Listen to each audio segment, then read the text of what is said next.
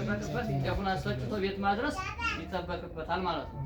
ደግሞ ከቤት ያለች ሴት ደግሞ እንጀራውን ጋግራ ምን ብላ አስተካክላ ለባሏ መስጠት የሴቷ ስራ ነው ማለት ነው። ስለዚህ እናንተ አዘጋጅታችሁ ወደ ቤተክርስቲያን ማምጣት የእናንተ ስራ ነው። እኛ ደግሞ ከዚህ ያለውን ጸሎትን እናንተን በሚገባ ነገር አስተካክላችሁ እኛ ስለሆነ እግዚአብሔር አምላክ እንግዲህ ጸሎታችንን ተብሎ የልቡናችሁ መሻት ይፈጽምልን። አሜን። በገንዘባችሁ በጉልበታችሁ በእውነት ደስ ትላላችሁ። ብዙ ስራ ይኖራችኋል እናውቃለን። ስንት ስራ አለ። እንግዲህ ያው መምህር እንደሚነግሩኝ ያው በዝክሩ ላይ ብዙ የተባበሩ ሰዎች አሉ። ከሀገር ውጭም አሉ፣ ከሀገር ውስጥም አሉ። ምናልባት ስማቸውን እዚህ ላይ ብንጠቅስ ጊዜ አይበቃንም ነው እንጂ ብዙ ያደረጉ ሰዎች አሉ። ለዝክሩ ዓላማ ሆነው አይዟችሁ እያሉ ያገዙናል። በጉልበትም በሀሳብም በገንዘብም እያሉ ነውና በውጭ ሀገር ያሉትንም በሀገር ውስጥ ያሉትንም ሁሉ እግዚአብሔር አምላክ ገንዘባቸውን ይባርክልን፣ ጸጋውን ያድልልን። ሊቃውንቱንም ደግሞ እግዚአብሔር አምላክ ይጠብቅልን። የምታዩዋቸው ሊቃውንት ከሌሉ ዝክሩ ማን ይዘክረዋል አይደል? ችግር እኮ ነው። ሊቃውንት ከሌሉ ቤተክርስቲያን ትዘጋለች። ሊቃውንት ከሌሉ ጸበሉ ያቆማል።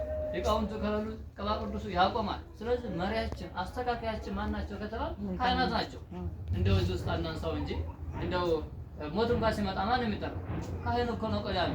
ለደስታም ሆነ ለመከራም እኮ ካህን እኮ ነው ቀድሞ የሚገኝ። ለሃይማኖታችን አቋም ያላቸው አባቶች ካህናት ናቸው። ስለዚህ ሊቃውንተ ቤተክርስቲያን እግዚአብሔር አምላክ ይጠብቅልን። አሜን። ከአጭር ትልልቅ አረጋውያን አሉ።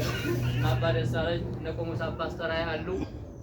ጧትም ማታም ቅዱስ ቅዱስ እያሉ ቤተክርስቲያኗን እንደ ገዳም የሚያመሰግኑ የምእመናንን ጸሎት እንዲቀበል ለእግዚአብሔር አደራ የሚያሰጡ ትልልቅ አባቶች አሉና የእነሱም የሊቃውንቱን ጸሎት በእናንተ ላይ ይደር። አሜን። ኑራችን እግዚአብሔር አምላክ ይጠብቅልን። አሜን። እንደው እኔ ያው እንግዲህ ምናልባት ልጆች የሉም እንጂ ዛሬ እንዲያስተነሳ ልጆች ነበሩኝ። እኔ ካልሰራሁባቸው መምህር መዝገቡ እንደው በየወሩ እየሰበሰቡ እያስተማሩ ከእናንተ ጋር ደምረው በደንብ አድርገው ቢያዘክሯቸው ደስ ይለኛል አይደል? ካልሰራሁ ምን አደርጋለሁ እኔ እና እንደዚህ አይነት አባት ሲገኝ በጣም ደስ ይላል።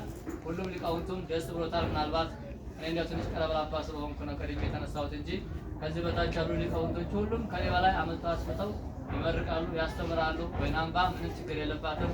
24 ሰዓት ወንጌል ነው፣ 24 ሰዓት አገልግሎት ነው።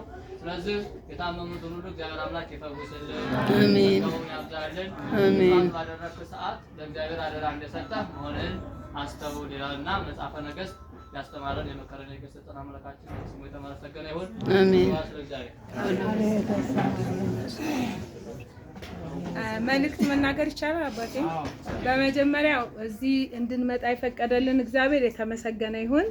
የዛሬ ሳምንት አካባቢ እግዚአብሔር ፈቅዶልን እስረኞች ጋር ነበርንና እግዚአብሔር ደግሞ ከፈቀደልን ያው ምስክርነት መስጠት ስለፈለኩኝ ነውና ጸበልተኞችን መጎብኘት እንፈልጋለን የሚል ሐሳብ ነበረን።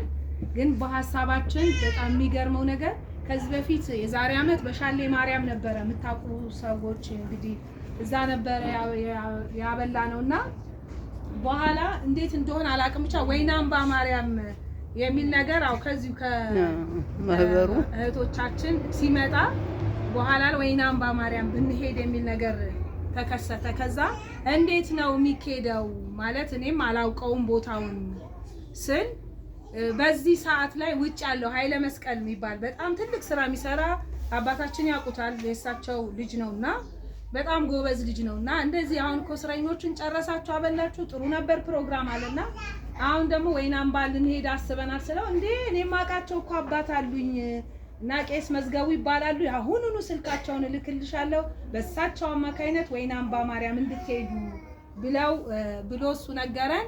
ያው እዚህ እንድንመጣ እግዚአብሔር አምላክ ፈቅዷል። እዚህ ውስጥ የምታዩት በሙሉ እናንተን ጨምሮ ብዙ እንቆቅልሾች አሉብን በህይወታችን ዙሪያ ላይ። እኔ የራሴ የሆነ እንቆቅልሽ አለኝ፣ እህቶቼም እንደዛው። እመብርሃን ትፍታልንና የኔን ነው ማውራው። እኔ ደግሞ እንዲፈታልኝ የምፈልገው ነገር አለ። በየወሩ ከዚህ ቦታ አልጠፋም። እመብርሃን ትፍታልኝ። ይሄው እዚህ እንድመጣ ፈቅዳልኛለች። በተረፈ ቄስ መዝገቡን በጣም ላመሰግናቸው ፈልጋለሁ። በጣም የሚገርሙ አባት ናቸው። ሰው ፊት ለፊቱ አንዳንዴ ሲነገር ውዳሴ ከንቱ ይባላል እንጂ ውዳሴ ከንቱ አይደለም። አንዳንዴ ጥሩ የሚሰራ ሰው ጥሩ ነው ብሎ ማበረታታት ጥሩ ነውና እኔ አንድ ቀን በስልክ ነው የተገናኘነው። በመልክ አንተዋወቅም፣ ግን 4 5 ደውለው እንዴት ናችሁ፣ የቱ ጋር ናችሁ፣ ምን እንርዳችሁ፣ ምን እናግዝ። ዛሬ ትናንት ማታ ራሱ አስታውሰው ደውለው አሁን ስንመጣ በደስታ ተቀብለው ቦታ አዘጋጅተው ለካህና የሚገባው ጸበልተኛውን ሁሉንም አስተካክለው ስለጠበቁን ቄስ መዝገቡን እድሜ ጤና ይስጥልን። በእውነት እንዲህ አይነት አባቶች ደግሞ በየደብሩ እንዲበዙ እንፈልጋለን። አንዳንዴ ያው አቀባበል ወረድ ሲል ጥሩ አይደለም። አዲስ ቦታ ሲካሄድ ደስ የሚል ፊት ሲታይ መደነጋገር አይኖርም። እንዲህ ስነ ስርዓት ሲኖር ደግሞ በጣም ደስ ይላልና ያው እንደ አዲስ አልሆንም። ካህናት ይብልዋ ብለን ገብተን ደስ ብሎን አመስግነናል። እግዚአብሔር ይስጥልን። ያው እነዚህ የምታዩቸው እናቶች በሙሉ ዘማሪ ስለሆኑ አንድ መዝሙር እንዘምር። ለጸበልተኛውም ለእናንተም ጠቅላላ የመዘመር እንትንም አላቸውና አማን በአማን አማኑኤል ተመስገን እያልን አንድ ላይ እንዘምራለን። እዛ ጋርም ያላችሁ ሰንበት ተማሪዎች ወደዚህ ኑልን። አማን በአማን አማን በአማን